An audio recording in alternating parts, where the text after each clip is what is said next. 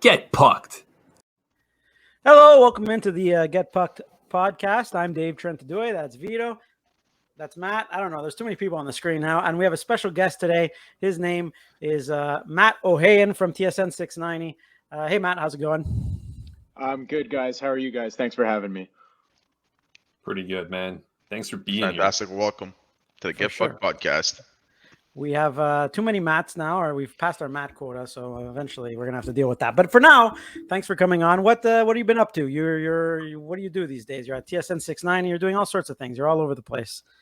That's right. I've basically worked every shift there is to work at TSN 690 for the time being. Right now, you caught me in my stretch where I'm over at the midday, meaning I'm 10 to 2 or 10 to 12 rather with Tony Marinaro, and then 1 to 3 with Sean Campbell. So it's lots of sports talk, lots of good times.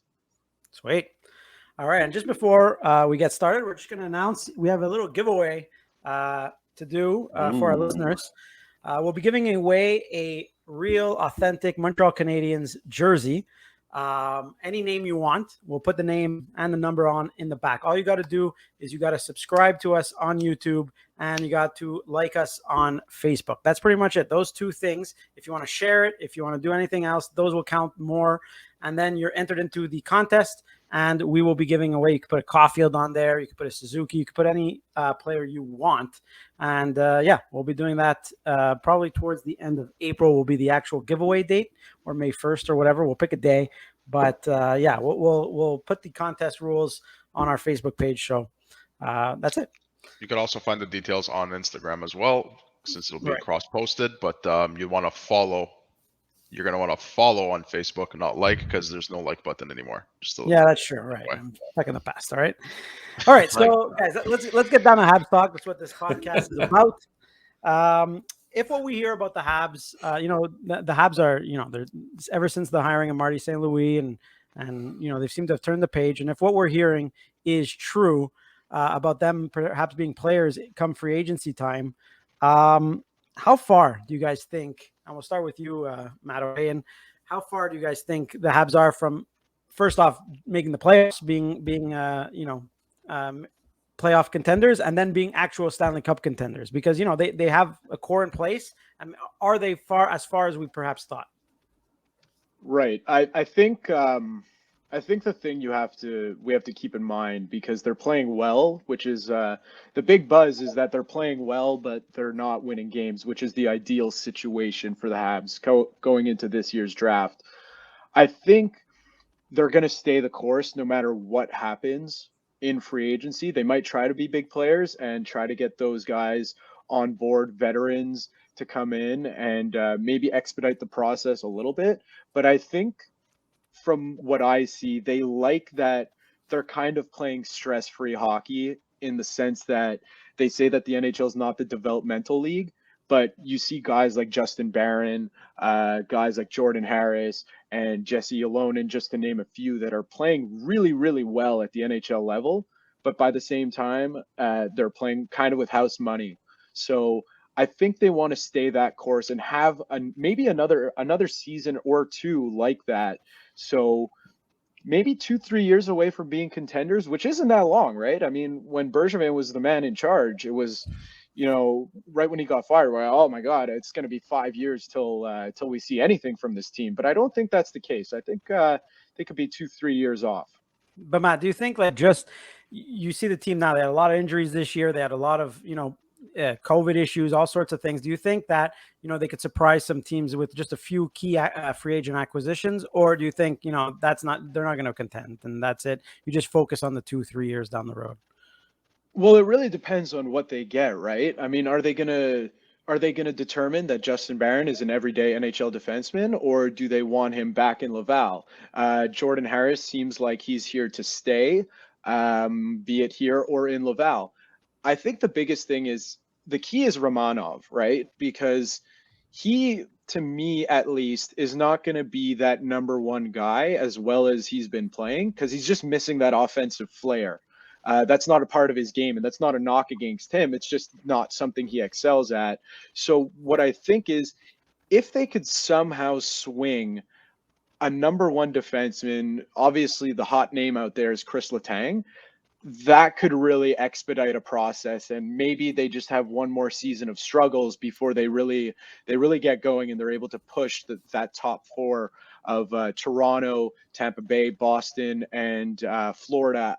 They could push one of them out of there and jump into that top spot in the division, so they can grab a playoff spot. Boys, Matt, what do you think? I mean, he nailed it pretty good there. The NHL, the parity in this league is unlike any other sports league as far as I can think of. I mean, you have teams like that made playoffs one year that are bottom dwellers the next year that bounce back the following year and push for the cup. It's a weird league that way. If they made the playoffs last year with one or two acquisitions, would it blow my mind? No. In a realistic sense, taking it from a realistic approach, I think they're probably 1 or 2 years away from being perennial playoff contenders. And then they're probably within the 3 to 4 range of probably making a significant push for the cup. I think that's where they're at. I think by that point, you're going to have your young stars that are on this team mature enough and blossoming. You're going to bring a lot more youth in. You're going to bring a lot more veteran presence from wherever you're going to acquire this. And I think in 3 to 4 years, the Hughes Gorton stamp will really be put on this team, and we'll see what they're going to be able to do. So that's kind of the time frame that I'm looking at. If they don't make the playoffs next year, I'm not going to cry. I think it's all part of the process. But if they go out and they do these acquisitions, if like what we're hearing and their players, and they really think that this team is geared, and Carey Price coming back, and they bolster the defense, and they got all these young kids coming in, and whatever, they can grab 1 or 2, and they were saying big players. I mean, who knows? It wouldn't surprise me either way. But to temper expectations, that's how I would frame it. I'd say 1 or 2 years, they're going to be playoff team for sure. And within 3 to 4, I can see them definitely being a beast in the East. Vito? I don't think they're going to be as bad as this season. Could they make the playoffs within 1 or 2 years? I think they can make the playoffs, mainly because you're seeing that they're playing a different style of hockey. But I like what Matt O mentioned, that we're looking at them being stress-free. There's no pressure on them. They win or lose, it's fine. Yes, they want to win, and we want them to win. But at the same time, it's a different ballgame when it's going to be next year, where it starts over and every point counts, and you want to try to make the playoffs and so on. So, and at the same time, how healthy is Carey Price? And is Carey Price going to stay with the Montreal Canadiens? Because that makes a big difference on whether they make it to the playoffs or not. If Carey Price is the Carey Price that we all know, and what we're seeing in practice, it looks like he's coming back into shape, then our chances of making the playoffs are that much better. In terms of the actual free agency, I mean, I looked at the list. There are some names out there, but how willing are some of those names to sign with the Montreal Canadiens? So I'm not going to hold my breath on any of those players signing. But I could see somebody like Chris Letang, as Matt O mentioned. The only thing about Chris Letang is how much does he want for how long? If it's a shorter term deal, but he's asking for more money, I would consider it. Don't surpass the 2-year mark, especially because it'd be a 35+ contract. If anything happens to him, we're stuck with that on the books, and we already have Shea Weber. We don't know if his contract will be moved. There's some optimism there that it can be moved, but you don't want to get stuck with another contract there as well. And some of the other players that are listed under the free agency. I mean, I know I have a preference for Philip Forsberg, Dave. We've mentioned this one, but will it happen? I'm not sure if he'll even leave Nashville. So 2-3 years is right around where I think Montreal, I could say I'm comfortable enough to say that they could be a playoff team. By that point, you also might see Boston taking a step back, because how much longer can they go with Patrice Bergeron being their number one guy? All right. Well, so yeah, let's talk free agency then. You mentioned a couple of names there, Philip Forsberg and Chris Letang. Matt, Ohayon, what do you think, the Habs, first off, they should target, and what do you think they will end up getting? Are they going to be big players, or, are they just going to go after a few key pieces where they need? Yeah, well, the biggest thing for me is that, it was kind of in the news. I forget if it was Kent Hughes himself who mentioned it or Jeff Gorton, but basically they need, in my opinion, their biggest need right now is a number one defenseman. They got a lot of pieces on the blue line, like we've said, in, young pieces in Justin Barron, Alex Romanov, and Jordan Harris, who looks to be getting more comfortable at the NHL level. But again, if you want to make noise in the NHL, in the playoffs, you need a number one defenseman like a Shea Weber, like they had. I think really the only way they acquire that number one through not the draft is free agency, and that's Chris Letang to me. I mean, he checks all the boxes. Has the offensive flair, as we all know. He's 35. He's getting up there in age, so there's that concern. But guys of his caliber don't tend to, fall off a cliff. He's having a pretty good season this year. In terms of other names, he's not your traditional number one per se, but I can't see how John Klingberg would he would be a great fit for this team and what they want to do, right? Puck mover, fast skating. He also checks all the boxes, but again, he's not that traditional number one. So if you're going to go that route, you got to find a way to kind of insulate him and insulate the entire blue line, that they don't need that number one to lean on for 26, 27. Would you be willing to commit to, let's say Klingberg wants 6-7 years at about, I don't know, 7-8 million? I would do it with a contingency of, I don't know what you guys think, but I don't think there's a way that the Canadiens start next season with Jeff Petrie on that blue line. So if they're able to get that money off the books, I would have no problem giving him the money he wants.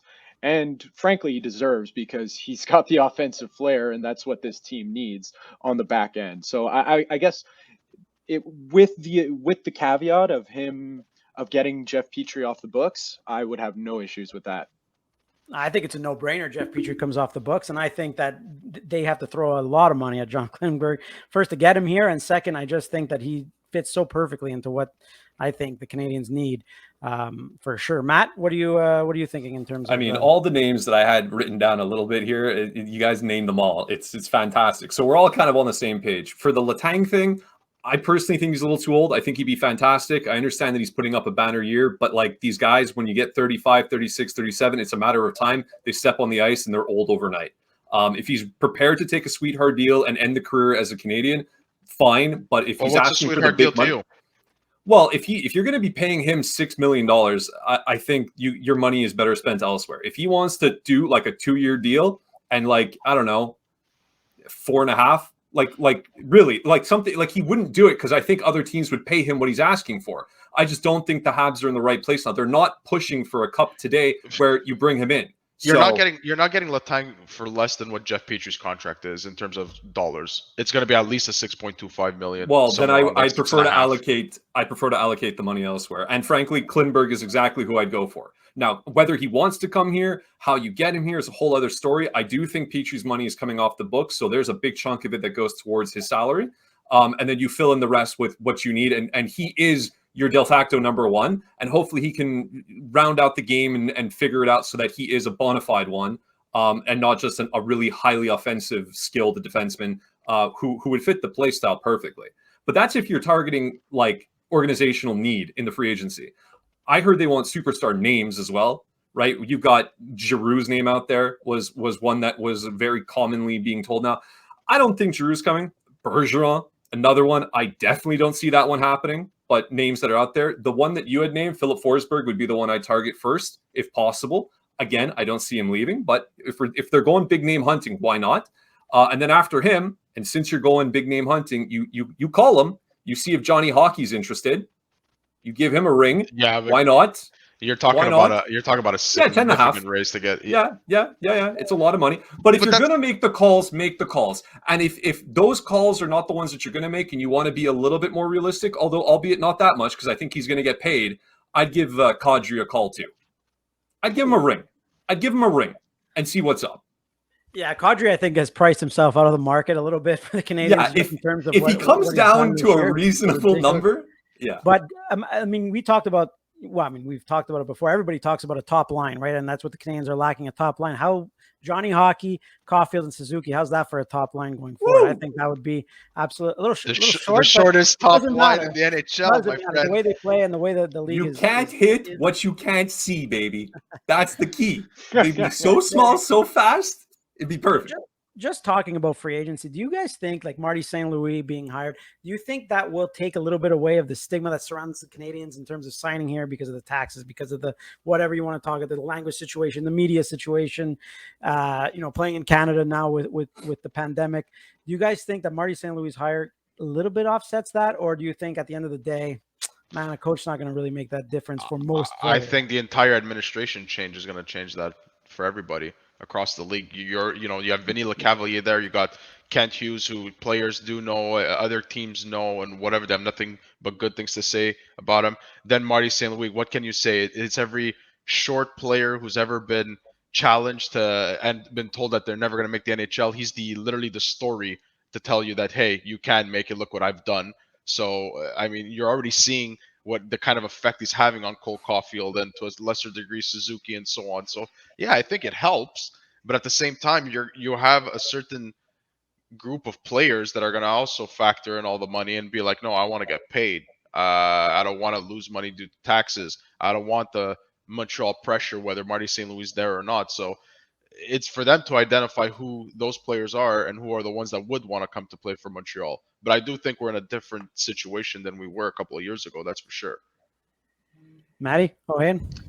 Yeah, I think I agree with what you guys said. I mean, they're in a really different situation. The only thing that I would be hesitant if I was on the free agent side of things is how much of this is still a honeymoon phase of Martin St. Louis, right? Because we're seeing after they went on that hot stretch where they won 18 games, pushing every game to overtime, which is great. I mean, they're playing really, really well, but now things are starting to set in. You're starting to see structural problems with the team that, frankly, need to get fixed for them to become those contenders. Like we said, it's all fun and well to have the roster, but this team can't penalty kill. That's a massive problem, and that's something that costs you. If you're taking 3-4 penalties, maybe even 5 a game, and you're giving up 2-3. I know that the teams that they're playing are loading up, but these are the beasts that you're going to need to beat at some point to be those playoff contenders. So there's more to it that goes into it than just the roster itself. I think that the roster is a big part of it, but they have some structural issues that are kind of no one's really talking about that they also need to get sorted out in the offseason. I don't know what kind of assistant coaches they're going to bring in. I mean, I think we're all in agreement that Martin St. Louis will be back. I mean, it's kind of hand him the check and see what he wants kind of deal. But I just think that there's some work to be off the ice in terms of bringing the right people in to be in charge of these things, because I think Luke Richardson does a great job. And with the defense, he talks. I mean, everyone talks so highly of him, but at the same time, you need other people in the organization to specialize, special teams units, maybe more player development people in there, more skills coaches. All those things factor into drawing in free agents, because I mean, this is the Montreal Canadiens we're talking about. They got the most money. They got more money than God, right? So they should be able to pay these coaches to come in and really fix those problems that they're having right now. Matty? Yeah, I think he helps. Having him here, his pedigree. Obviously, the word's out. It's a fun environment. It seems like right now, again, going back to they're playing with house money, and obviously they weren't making the playoffs, so you're a little bit looser, but it's little things that help. Change of management and the words that's been coming out and being a little bit more transparent and all that kind of stuff. These things will all help. But bottom line, as much as it pains me to say, I think Vito's got it kind of best there. If you're a player and you want the money, you're going to go to the money, and coming to Montreal is not a place where you come for the money, unless if you're like, a Carey Price, and even there, right? Carey Price made his $10 million in Florida. How much more is he netting in his pocket? It's an unfair advantage a lot of teams have over, particularly the Canadian teams, but it's not a bad thing. That's for sure. The environment that was there before, I'm sure word was getting around in the league, and if Dom Ducharme and everything and Bergevin were still there, yeah, I'd imagine those that were on the fence would be leaning even more towards, I don't want to be involved with that. But now it's a little bit of a rosier picture. It's a little bit of a cleaner pasture here. It's a little bit of a change of guard. You could be at the start of something, the foundational levels of something that's coming up. If you're a younger guy, I think pretty much it's universally agreed upon in the league where if you win in Montreal, there's no greater place to win. So if you think that the team is trending that way and you can come and help, yeah, I think it's going to help. But I don't know if it's going to be a massive swing difference one way or another. All right, the following video is brought to you by Vito here, okay? Barron backpedaling to the far side. Justin Barron, good footwork, fires, scores! Justin Barron, his first NHL goal, and we're tied at 2.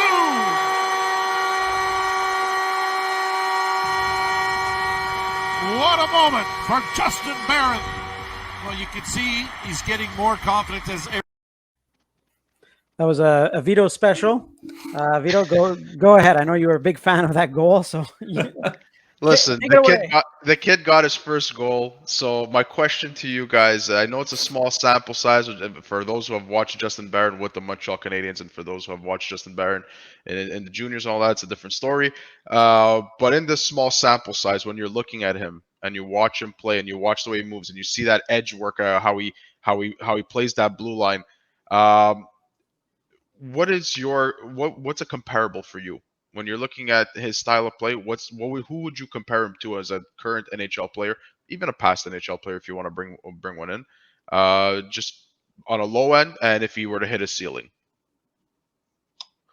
When I saw that goal, I mean, the first thing that came to my mind, because we're talking Montreal Canadiens here, and when was the last time we've seen anyone skate across a blue line like that?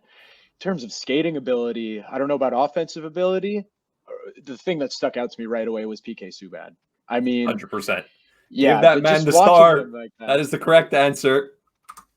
Right. Yeah. I mean, just the way he skated across, that footwork. It was just what an incredible moment to watch, and just what a way to score your first goal. First of all, that puck had eyes.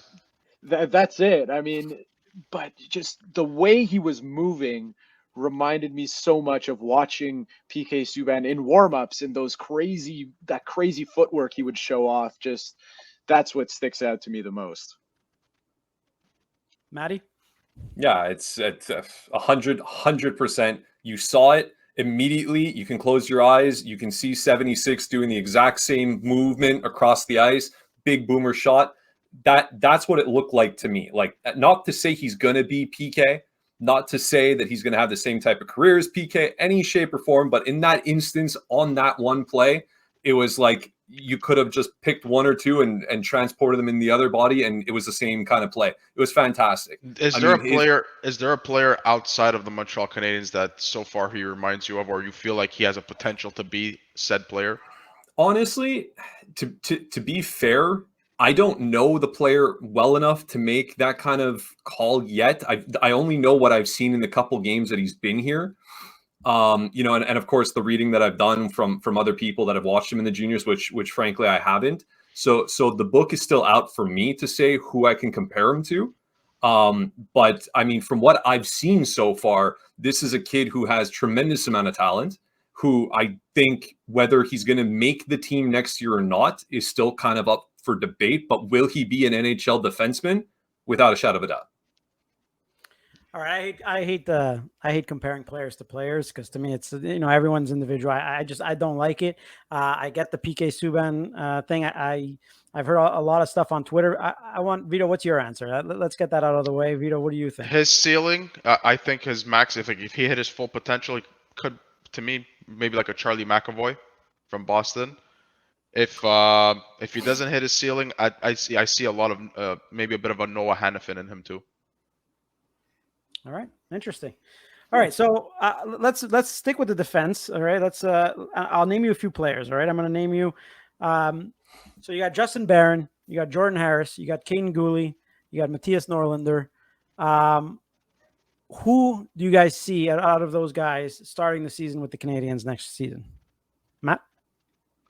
I could see for sure Jordan Harris, just because, they went through so much to bring him in. I mean, you got to believe you got to not believe, rather, when when he said in his media availability that was the plan all along to come to Montreal, well, we were hearing the exact opposite the entire time. So I feel like they've done a lot to bring him in. So I feel like there's a spot for him one way or another. Jordan Harris, that being. Barron, I mean, he's I could see him back in Laval, and that's no slight against him, right? I mean, you talk about other comparables, just based off all the scouting reports we saw and we've been hearing about, that he's a 3-4 kind of guy. And when I think 3-4 kind of guy, but also that not that big bodied guy who's just there to be a bruiser, I think Brett Pesce also. So that's a defenseman who doesn't exactly have the most offensive flair, but boy, oh boy, can he skate and move the puck if he needs to. So that's I think they want to develop that. And again, it all goes to what kind of season they're going to have next year. If they want to play that, if they're going to play that stress-free game, then sure, he has a spot on the team right away. But I think you're going to want to bring in a couple more veterans, be it on the offensive side, maybe one more on the blue line, just to insulate those young guys, because it's really, really tough to, have 3 or 4 young guys like that developing. But I think to answer your question, that's the long-winded way of saying I think Jordan Harris will be with the team, maybe as a 7 at some points, and Barron will be in Laval. And what about Guhle? Like, you got a guy like Guhle who seems to be, That's my guy. I would say Guhle and Harris are the ones that stick with the Montreal Canadiens. Somebody's got to take Sherrod's spot that he left behind on the left side. Somebody a bit more physical, a bit more of a certain presence. And I think they're going to, at the very least, they're going to give him the 10-game try to see if he should be with the team or if he should be sent to Laval. But I say Guhle. Harris for sure. Matt nailed it. All that trouble to bring him. They're just not going to send him to Laval. He's going to end up learning with the Montreal Canadiens, unless it's like he falls off a cliff and his game falls off a cliff. He's going to stay with Montreal. So I'm going to say Guhle will be the player, the other one that out of the list you provided that stays with the Habs next year. I got Romanov and Harris making the top 6. I got Guhle in Laval. I got Norlinder in Laval. Barron, I also have likely getting Laval, but he's kind of the guy who, considering he's getting the glimpses now, if he can show something, there's a possibility. But I'm strongly of the belief that you're going to have Romanov and Harris there as your real young guys, and they're probably going to get somebody. They're going to pick up a veteran. I think so. I don't know who it's going to be. They're going to keep whatever. You know that roster is going to have Schuenemann next year too. The back end's there's going to be Schuenemann. Yeah, there's Schuenemann as well. They might even bring back Weidman if they don't end up finding another right-handed defenseman. Also played pretty good this year, all things considered. I mean, it wouldn't be terrible to have back. You had Savard, Edmondson still there. Like, there are bodies. So I don't think there's any reason to rush any of the young guys. And if you had to deal any of those prospects, right? If you had to use any of them as a bargaining chip, which one would you be happy? Well, not happy, but which one would you be more willing to part with? Norlinder. Yeah, well, is that just recency bias? Yeah, that's recency bias. No, 100%. It's because he seems like the forgotten man, right? Like, no, it's not about that. Overhyped, played a few games here, got sent back, and then it's not about that. It's I really like the other ones ahead of him.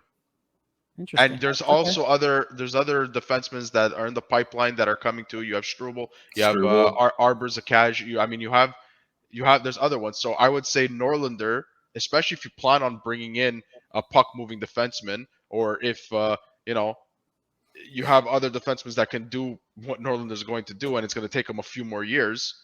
Why not? My head is like kind of spinning at all these names. I guess the biggest thing for me is just whoever, because they can't keep everyone. That I think we're all in agreement with. There's just too many bodies. There's too much talent there. I think the refreshing thing of all of this, to just bring it to a macro level, is I have so much faith in this front office that they're going to make the right decision no matter what, into who to move to give that opportunity elsewhere, but get a nice return, and just not rush these guys to the NHL. Like you guys have been saying, there's no rush to bring them in, and there's so many bodies here. So I think I just have a lot of confidence in that whoever they do end up moving, it's going to be the right choice, and whoever they move will probably thrive somewhere else. but that's not going to be like, it's not going to be one of those that, oh my God, I can't believe they traded Norlinder. Look at him. He's got 15 goals this season. And Justin Barron's down in Laval. The guy can't even pick up 3 points. You know, it's not going to be like that. It's going to be a calculated decision, and whoever they end up moving will probably thrive. But that doesn't mean that the defenseman that they keep won't be doing as well either. Interesting, Matty. I mean, I don't want to get too long-winded on it. I like them all, but I truly believe in order to get, you got to give. And if they are going to move one, I don't think all these guys have a lot of potential. So I think they're going to put them in packages. I think the one that you dangle right now is Guhle. I wouldn't want to. I'd want to keep him. I want him on the team. But I think if you're ready to roll and you want to make splashes, that's the guy who they're going to ask for, and that's the guy you're going to have to put in there. You're entitled to your opinion, sir, but I think that would be a huge mistake on Montreal's It's possible, but There's if you put nobody Guhle else with in the somebody else, roster, there's nobody else in the pipeline that brings what Guhle brings. absolutely. But you're comparing it to a trade that has nobody on the other side. If I dangled a really fancy name there, all of a sudden you might be like, yeah, I wouldn't want to, but I how am could I not not? even going to put you on the spot to bring up something that would entice me to say, okay, fine. I'll think about it. I'll think about it and get back. Jake Muzzin. That's my Fuck no. comparable. That's my comparable. No, that's your my comparable. You're saying Guhle's a Better Jake Muzzin. but he's very A similar. better Jake Muzzin. That's his ceiling. A better Jake Muzzin is a ceiling. That's my. Jake Muzzin's not the sexiest name, but Good the defenseman. guy He's a very reliable, very solid defenseman. defenseman, right? All right, Vito, you got one last thing for us. We won't keep you too long, Matty. I know you're busy. You probably, I don't know what you're doing. Habs game tonight. Are you working the Habs game tonight?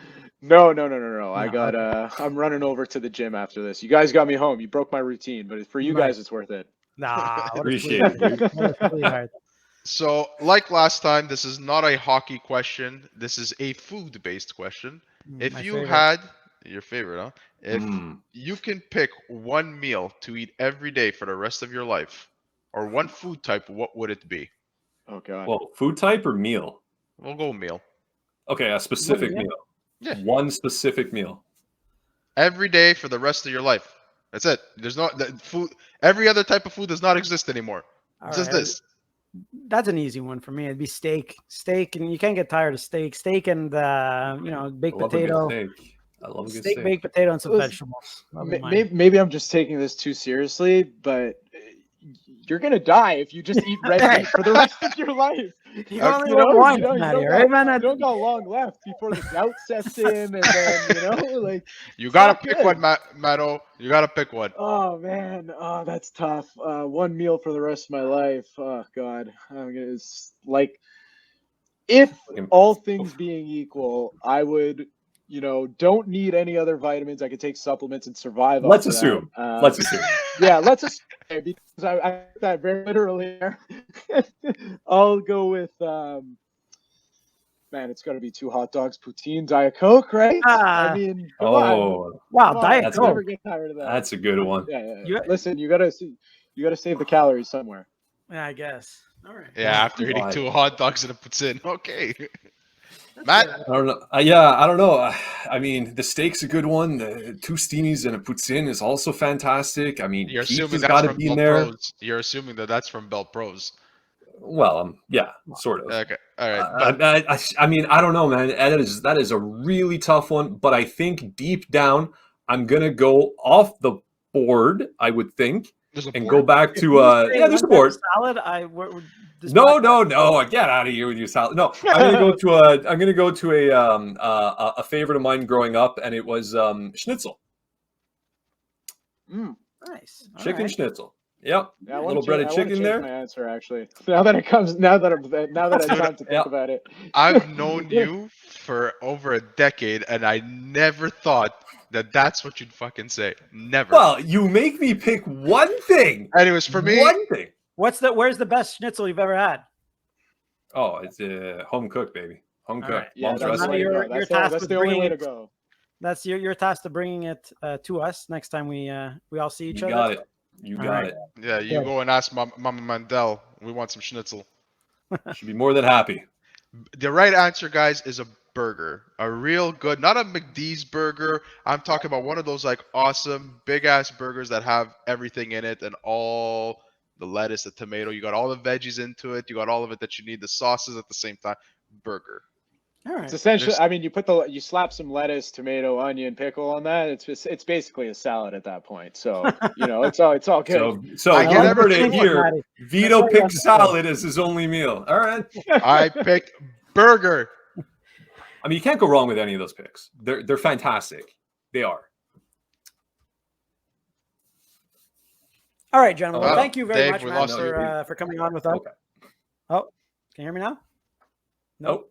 Yeah. You're good. You're back. Am I Bring it back? home, baby. All right. Bring it home. Thank you, everyone, for joining us. Thanks, Matt, for taking the time to spend some time with us here on Get Pucked. Hope you enjoyed yourself. Oh, I did very much. Anytime, guys. Anytime you want me back, I'm right here, and I'll come up with a better answer than 2 hot dogs, poutine, and a diet. No, It was a great that's answer. Hall of Fame. Don't let him guilt Fantastic. you. I Great want answer. to order some Bell Pros right now, man.